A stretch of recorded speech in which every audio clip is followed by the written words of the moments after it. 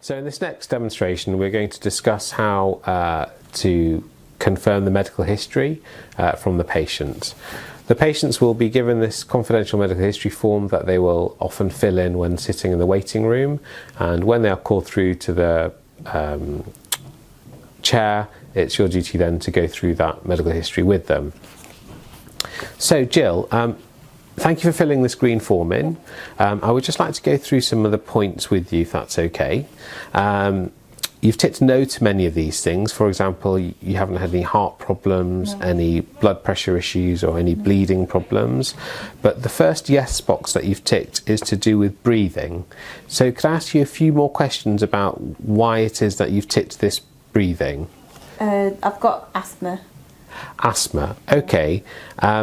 So with regards to the asthma, I need to ask you a few further details as to what kind of level of control you have with the asthma. So do you take any medications to help with the asthma?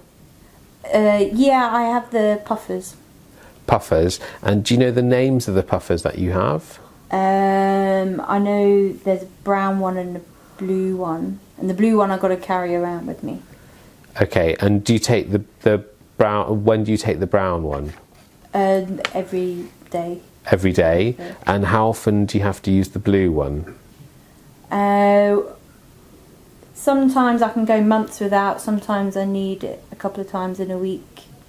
So it depends. Okay, so how long have you had asthma for? Since I was little. I was a kid.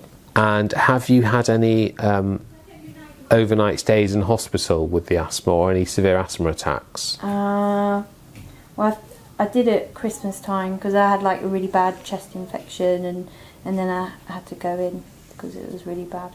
And how did they treat you for the asthma in hospital?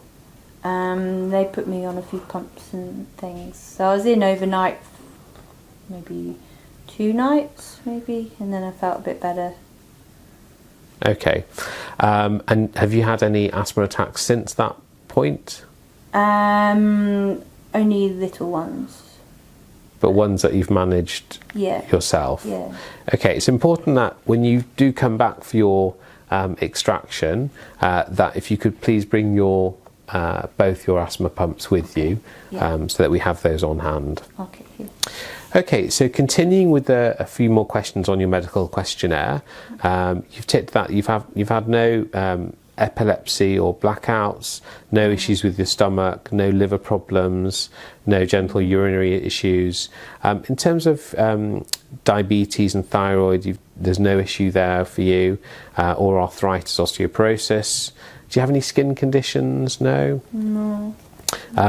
The next box that you've ticked here is that you've said you've got an allergy to something. So again, can I ask you a few more questions about that? Yeah. So what is it that you're allergic to? Well, I took some tablets last year when I was in hospital, and then I got really sick with that. And do you know the name of the tablets that you took? Moxie, something like that. Could it perhaps be amoxicillin? Yeah, because I had an infection. So you were treated for an infection. Yeah. Okay. And is amoxicillin, was it an antibiotic that was given to you? Yeah, the doctors gave. So the doctors gave you an antibiotic. You think it's a moxie something, so it's most likely going to have been amoxicillin. And what happened to you? Oh, I just felt really sick. I felt awful, and did you have some stomach issues? Yeah. Okay. Well, I'm sorry that you had those stomach issues, but in actual fact, we would term that just an unfortunate side effect from one of the tablets that you were taking, and it's not in fact a true allergic reaction. So. Oh yeah, because I didn't swell up or anything. Yeah, so you didn't have any swelling or difficulty in breathing or anything like that. So that's positive in terms of knowing you don't have a true allergy to it, but it's also good for us to know that it's an antibiotic, so it does cause you some sort of disturbance, though. Again. Okay, all right. Continuing with your medical history, you've ticked no to any infectious diseases, which is HIV, TB, hepatitis.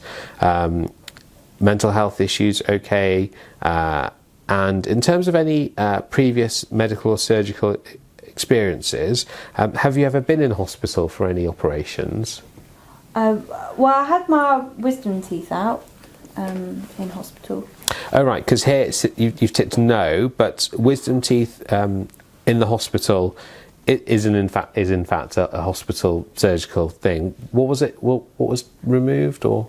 Well, I had my wisdom teeth out, but I was asleep, so I kind of forgot about it. Okay, so you've had a general anaesthetic previously. Yeah. Do you remember when that was? Years ago. Yeah. Okay, 5 years ago, 10 years ago? Yeah, about 5 years. 5 years. And were there any issues surrounding your general anaesthetic following your wisdom teeth extraction?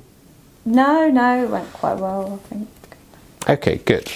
So just moving on to the next page where there's a question for medication, an area of the space there which the patient fills out what medications. You've written here inhalers blue and brown, and I've asked previously about the names. She's a little bit confused on the names that she's taking, so what we always do is we always check and cross-reference the names of the tablets, any tablets or medicines, with the BNF, which will be a book found on Clinic, and you can cross-reference the names of the tablets or any kind of medications that the patient is taking alongside the BNF. And in conclusion with the medical history questionnaire, there are a few questions regarding the social history. So you've ticked here that you drink alcohol. Yeah. Do you mind me asking how many glasses of wine or units would you roughly drink per week? Well, I don't go out every week, but probably a few pints a week. Okay, so when a patient is referring to quantities of alcohol, it's important to try and work out a number of units that the patient is taking as opposed to writing 1 to 2 glasses.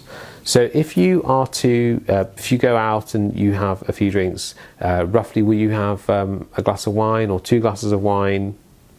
Well, I only really drink beer, and so sometimes I might just have I might have 4 pints, but sometimes I might have 1 or 2 pints, but probably on average 3 pints a week. 3 pints a week. So on average, 1 pint of beer is equivalent to 2 units. So if the patient is saying she's having 3 pints of beer per week, what we will then do is write that down as 6 units of alcohol in her alcohol consumption.